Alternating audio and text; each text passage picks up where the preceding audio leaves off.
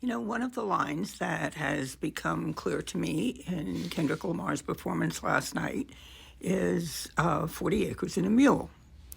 And that line is particularly potent for many Black Americans.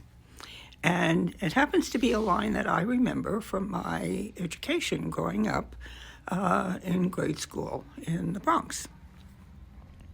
And I vaguely remember what it was about. It was something that was promised enslaved people. I can't remember whether I was told it was before or after emancipation, but it had to do with the Civil War. And I've since had my memory refreshed, and it was something that the federal government promised enslaved people that they would get, and it would help them get a head start. But as with many promises given to Native Americans, they didn't come through. And I never really equated 40 acres and a mule because it was not something that really ever touched my life.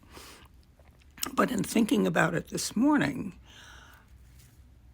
I never really equated it with something else that was very important to American life, which was the Homestead Act. Now, if you don't recall the Homestead Act, for some reason, there's a lot of American history that was that really stayed with me. And the Homestead Act was an act that the federal government felt was extremely important because they wanted to populate the Midwestern part of our country, the prairie.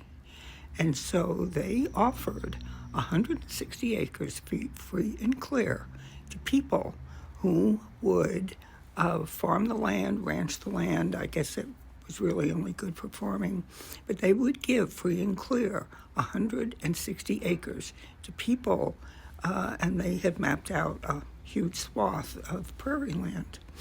And it was white people who took that land, and that's how a lot of our Midwest cities came into being.